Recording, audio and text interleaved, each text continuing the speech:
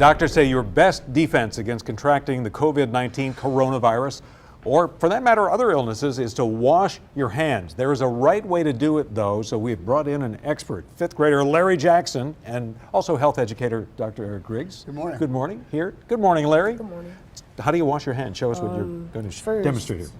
You get some soap, a bar of soap, and the water right here. You could wet your hands first. Make sure you get into the crease. So you wet your hands first. It's not an all-in-one process, huh, Doc? No, we wet our hands first. Okay. What's next? After that, you could get I the can't bar hear of you. soap. What'd you say? Get the bar of soap Uh-huh. and at least wash it for 20 seconds. Sing a happy birthday song. You want me to sing? Absolutely. Happy birthday to you. Happy birthday to you.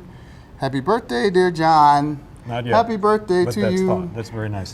Happy It's a nice birthday. So happy birthday, or you could do your ABC. Right, A, B, C, So, D, but I E, think F, that's G. an important point, and maybe one that hasn't been emphasized is that the whole happy birthday ABCs thing begins after you are rubbing the soap. After you're creating the friction. So what are we doing with the soap? It's trapping the germs.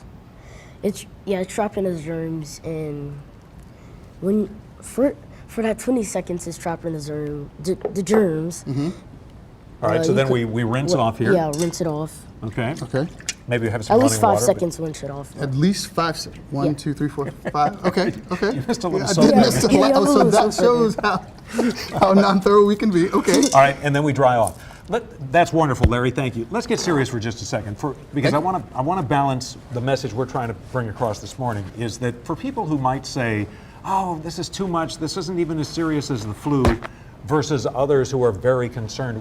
What's the balance here? What's the message you try to get So across the to people? balance is describing what's called herd immunity. You're protecting those that are most at risk in our society. We know that this affects the elderly the most, and that for 80% of the people, you won't have any symptoms, which means that we'll go home thinking we're feeling fine, hug and kiss our grandparents or our parents, and give them a disease that could potentially kill them. So in a sense, on the one hand, it's true to say the vast majority of people who you should not be overwhelmingly concerned if you are healthy. If you just take the precautions, you'll be fine. What they're really trying to do is keep this from overwhelming hospitals with sick patients. Right, because the people at most at risk, if they inundate the hospitals, they crowd up the hospitals, the resources for those people to save their lives will be taken from other places, can potentially be taken from other places. If the hospitals get overwhelmed, there's a system of triage that has to take place that can leave the hospital vulnerable and the general population Which vulnerable. we should point out happened in Italy, which has a pretty good health system. Yeah, it has a great health system. It did happen, and there are articles written about it, about the hospitals being overwhelmed and inundated people with this new disease. Gotcha. All right, Dr. Eric Griggs, Larry Jackson, hand washing expert, thank you. And make sure you get those crevices too. Do- All right, there we thank go. you guys, appreciate it.